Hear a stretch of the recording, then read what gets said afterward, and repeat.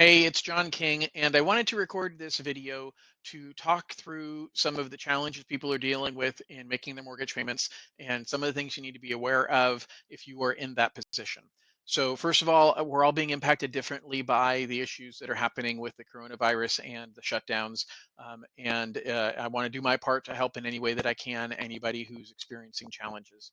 So, the first thing I'll tell you is there's a lot of misinformation out there right now as far as what solutions there are for people who are having challenges with mortgage payments, and that they're all going to continue changing. Whether something is fact or fiction today might be totally different about whether it's fact or fiction tomorrow. So I'm recording this on March 23rd. I'm going to be very generalized in talking about how the system works. The rules in place at this time, I don't want to speak to because they'll be different by the time you're watching this video. So first and foremost, is the banking industry and specifically the federal government, through what they control, they want to help people stay in their homes because it is their hope and intention this is a short-term issue. The key there is the government only controls some loans. So over the last 12 years since the last market meltdown, a majority of loans have been backed by Fannie Mae, Freddie Mac, FHA, or VA. Those are what we call the government-sponsored entities. And so those departments, those divisions of the government have decided that they're going to offer a lot of opportunities to be flexible with people. The biggest term you're going to hear is forbearance. So forbearance is basically taking a payment that you have now and pushing it towards the end of the loan. So the money's not forgiven, and I don't think there'll be any forgiveness, but who knows? But the fact is that right now I can tell you the term forbearance means they're taking a payment, skipping it, and putting it towards the end of the loan. And I'll tell you that I think forbearance is a likely outcome for people who are having temporary challenges. If your challenge is more dire, then they might talk to you about a modification. So a modification changes the terms on your loan going forward to give you a temporary or a permanent lower monthly payment to help you get by. So again, a forbearance essentially skips a payment and puts it on the end or skips multiple payments.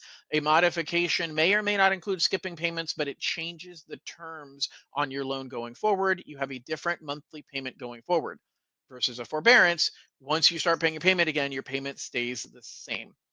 Typically, modifications and forbearances have a negative impact on your credit. There's discussion right now of essentially putting a freeze on any negative information being reported to the credit agency, because what we as an industry don't want is for people who otherwise have had really, really good payments be in a position where they're now being forced to suffer consequences for years of for years into the future because of a couple of things that happened on payments right now that were outside of their control. So I wholly expect that they're going to not be marking you as late on your mortgage. But here's the most important thing. How do you get help? You need to call your servicer. So the person whose name and phone number is on the bill that you get every single month, that's who you need to call.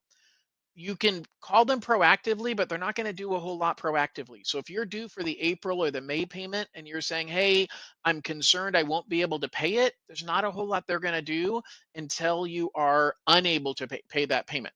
Some servicers will say that's a week or two after it was due. Some might say you have to wait until a month after it was due, but you need to ask them, hey, are you going to report me late on the credit bureau? And what can we do to make sure I don't have a late payment reported, even though I'm unable to make this monthly payment?